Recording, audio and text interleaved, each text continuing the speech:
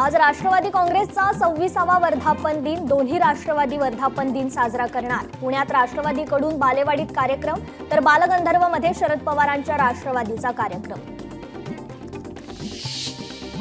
राष्ट्रवादी काँग्रेस शरदचंद्र पवार पक्षाकडून 26व्या वर्धापन दिन सोहळ्याचा टीजर ट्विटच्या माध्यमातून अजित पवारांच्या राष्ट्रवादीला डिवचण्याचा शरद पवारांच्या पक्षाचा प्रयत्न।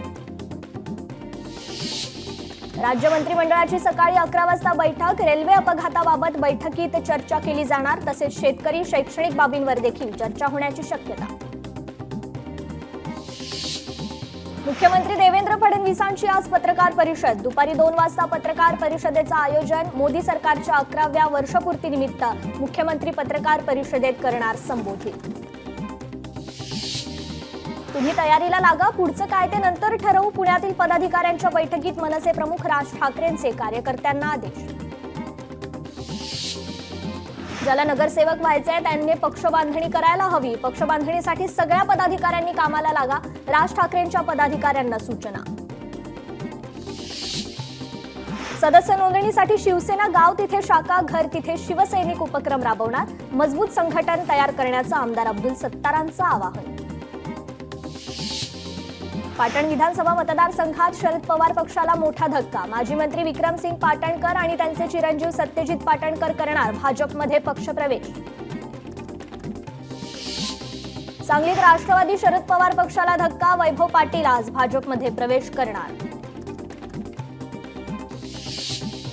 मुंबईतील सर्व 227 प्रभागात नेमलेल्या दुय्यम अभियंत्यांनी खड्डे शोधावेत आणि भरावेत, महानगरपालिका आयुक्त तथा प्रशासक भूषण गगराणी यांचे निर्देश। बुलढाण्यात विकसित कृषी संकल्प अभियानांतर्गत केळवद इथे कार्यक्रमाचं आयोजन, केंद्रीय मंत्री प्रतापराव जाधव सहभागी, शेतकऱ्यांशी साधला संवाद। अमरावतीतील रखडलेल्या चित्रा ते पठाण चौक येथील उड्डाणपुलाची खासदार बळवंत वानखेडेंनी केली पाहणी, उड्डाणपुलाची अर्धवट कामे तातडीने पूर्ण करा, वानखेडेंचे बांधकाम विभागाला सूचना।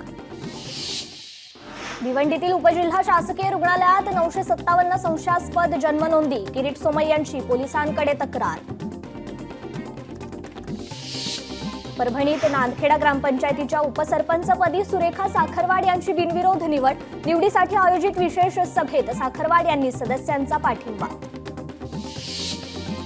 कोल्हापुरात ग्राहक मेळाव्यातून वीज ग्राहकांच्या समस्या दूर करा, पालकमंत्री प्रकाश आंबेडकरांच्या महावितरण जनता दरबारातून अधिकाऱ्यांना सूचना।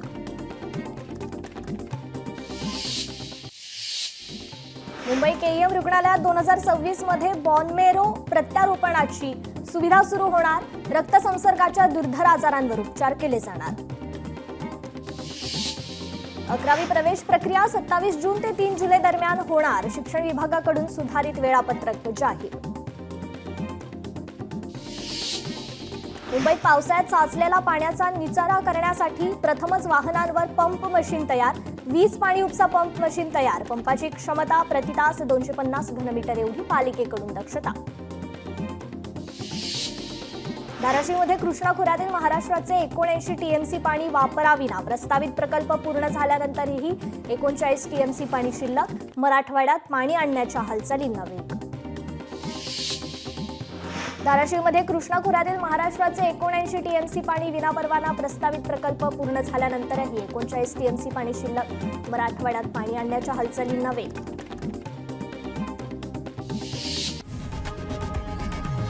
लोकशाही मराठी ऐका, पहा, जागरूक रहा।